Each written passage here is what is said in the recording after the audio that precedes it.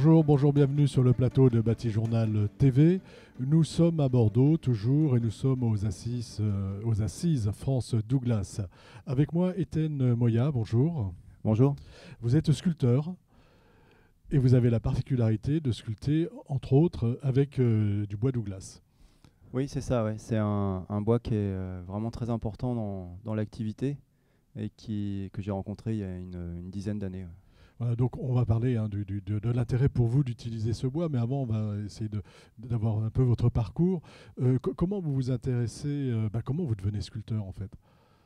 Qu'est-ce qui vous amène à faire les objets qu'on va voir défiler à l'écran et qui sont devant nous?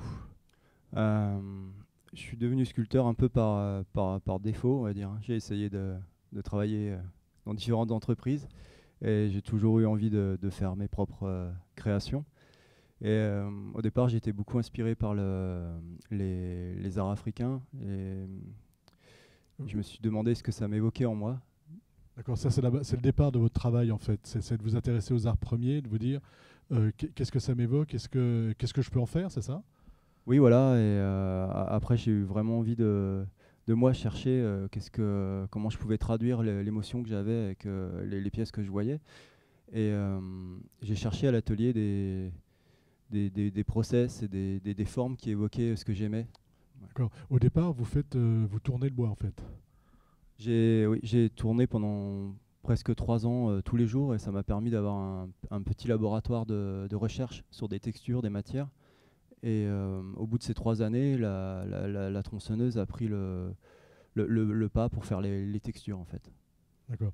Et ce travail de tournage du bois, c'est ce qui vous fait découvrir la matière, c'est ce qui vous fait comprendre la matière. Exactement, avec le tournage sur bois, j'ai pu explorer de l'extérieur du tronc, de l'écorce, jusqu'au cœur du bois. J'ai pu voir comment se déroule le bois, vraiment au sens propre du terme. Du coup, on peut explorer la structure, la résistance, l'organisation des nœuds, comment le veinage réagit en cas d'incident sur l'arbre et des choses comme ça. Et c'est toute cette vie intérieure de l'arbre qui m'a plu dans sa structure. Je ne suis pas attaché tellement à la couleur ou au côté esthétique, on va dire classique. Ce qui m'intéresse, c'est vraiment sa composition interne. Ouais. La composition interne du bois que vous comprenez en fait en le tournant, hein, en allant chercher, vous explorez les fibres, on va dire. Oui, c'est ça, c'est vraiment un voyage Enfin, pour moi, c'est vraiment un voyage à l'intérieur du matériau. Je voudrais revenir à votre inspiration, hein, qui est des arts premiers. L'idée, c'est de produire vos arts bruts à vous, vos arts premiers à vous. L'idée première, c'était ça, c'était vraiment personnel, c'était pas dans un but d'en vivre, c'était un besoin propre de chercher ce que ça pouvait m'évoquer. Ouais. Est-ce que vous pouvez nous parler, par exemple, du travail que vous faites sur cette sculpture, sur ce type de sculpture? D'où ça vient? C'est une bille de bois, c'est une planche, je ne sais pas, hein, je dis une bêtise. Comment vous travaillez ce bois? Comment déjà vous le préparez et ensuite comment vous le travaillez? Alors pour la sculpture qui est présentée ici, on va dire c'est un classique dans l'activité et ça représente assez bien le travail. C'est-à-dire que je travaille avec des plots de Douglas qui font 80 mm d'épaisseur. Dans l'idéal, j'achète des arbres qui font au moins 60 de diamètre et 4 à 6 mètres de long. C'est à peu près la Voilà, matière parce que vous standard. préparez votre matière, hein, c'est-à-dire que vous partez de l'arbre. Vous Bah, n'allez pas chercher ailleurs, vous avez votre propre bande découpe. Je l'ai en option, mais les 95% de l'activité, je l'achète déjà scié et étuvé. D'accord. Donc je vous ai interrompu, allez-y. Sur la manière donc d'aborder cette bille de bois.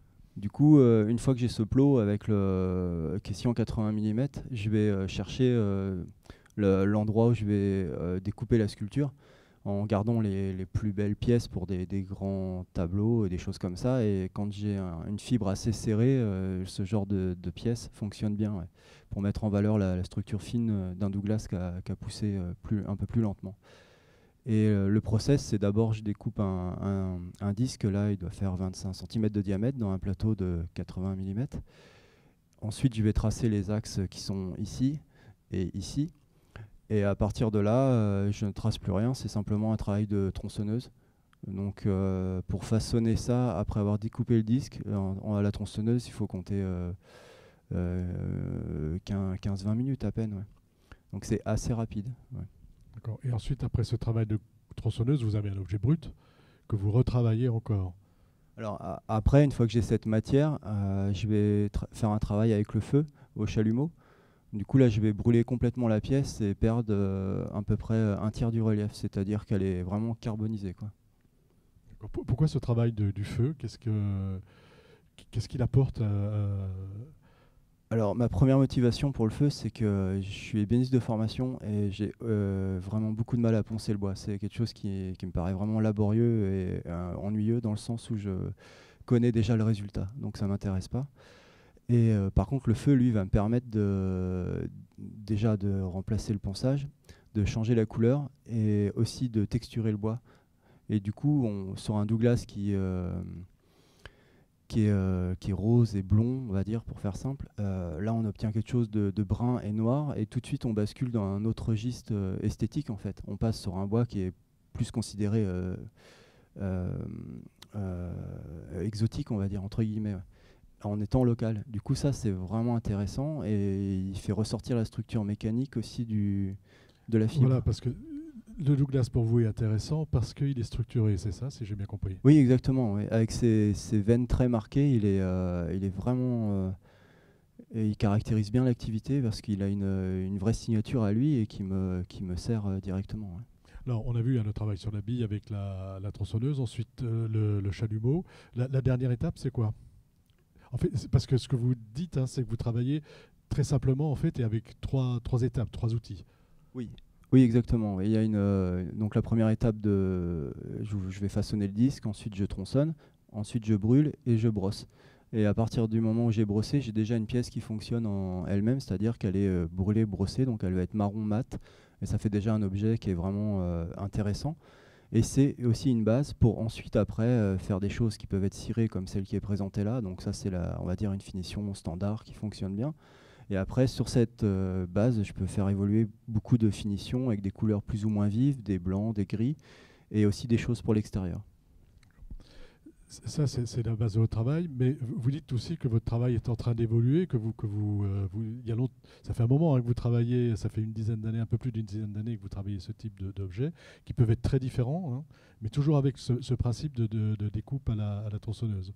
Et là, depuis quelque temps, vous travaillez un peu différemment sur d'autres types d'objets, de sculptures. Est-ce que vous pouvez nous en dire un petit peu plus? Alors, cette année, j'ai eu vraiment envie de prendre un petit peu plus de risques, c'est-à-dire de sortir de ma zone de confort où j'ai un process que je maîtrise bien, avec des choses qui fonctionnent, qui me plaisent, mais j'avais envie de voir un peu autrement la matière, et du coup j'ai envie d'épaisseur plus importante, de quitter cette épaisseur de 80 mm qui est le standard dans l'activité. Du coup là je suis en train de chercher des blocs qui font dans les 100-150 mm, donc j'ai fait quelques pièces dans cet esprit-là. Et dans les mois à venir, j'aimerais avoir des volumes plus importants, plus des blocs qui pourraient faire penser à des blocs de pierre, des choses comme ça, pour avoir vraiment l'idée de masse et de sculpture qui fonctionne moins décorative que là, plus, Plus brut. plus brute. Ouais, ouais. Pardon. Non, c'est moi qui. Ce travail que vous faites, c'est quoi? C'est toujours avec du Douglas? Ce sera toujours avec du Douglas? Ou vous travaillez d'autres bois, je sais? Non, c'est surtout le Douglas, je pense, parce que j'ai comment dire, j'ai l'impression qu'on se connaît bien, lui et moi, en fait. Et du coup, on a c'est facile pour moi de le lire. Et du coup, ça me rassure et aussi ça me donne envie de le travailler. Du coup, quand je vois des grumes, même brutes, j'ai à peu près un sentiment et une envie qui me vient. Du coup, je vois à peu près ce qui va se passer et il y a quand même une part d'inconnu, mais c'est quelque chose qui m'est familier et qui m'inspire beaucoup. Voilà. Et donc sur ce travail de brut hein, qu'on verra, qu'on peut déjà voir, hein, je crois. Oui, j'ai fait quelques pièces qui ont été exposées récemment. Et donc il y a un travail de sablage où soit c'est brûlé, sablé, soit c'est juste sablé. C'est quelque chose que j'ai été long à faire par préjugé, mais qui maintenant me paraît intéressant par rapport à la recherche de volume et de géométrie plus marquée, et où j'assume davantage le fait de travailler à la tronçonneuse. C'est quelque chose que j'avais un peu dissimulé dans mes premières années. encore un peu du mal de dire finalement je fais la tronçonneuse. Vous auriez aimé dire je fais ça au ciseau à bois? Oui, ça a été un peu au début de mon activité, c'est quelque chose dont je parlais pas énormément parce que je pensais que ça faisait peur aux personnes et qu'on imaginait tout de suite quelque chose de brutal. Et pour moi, c'est vraiment un outil qui est l'équivalent d'un pinceau pour le bois. En fait, c'est juste quelque chose de très doux quand c'est bien affûté. Il faut imaginer travailler à l'atelier tranquillement et ça devient un outil très souple qui permet de faire des courbes qu'on retrouve dans mon travail. Et c'est pour travailler le Douglas, je vois pas trop comment on peut faire autrement pour mon travail.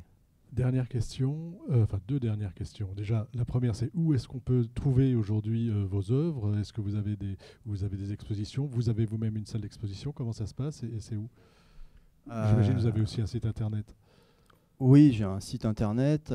Ensuite, il y a quelques pièces à Limoges. Il y a aussi quelques pièces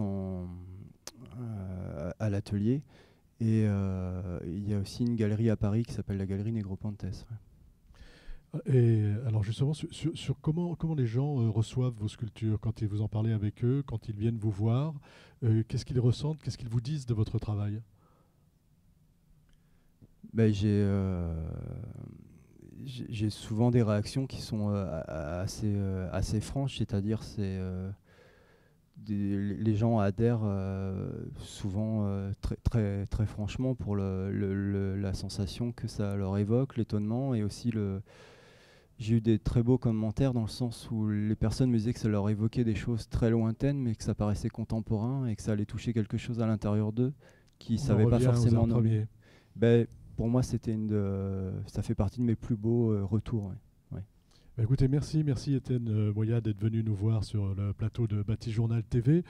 Une émission, alors déjà des objets donc à retrouver sur votre site internet, hein, et puis des sculptures ici à la faïencerie.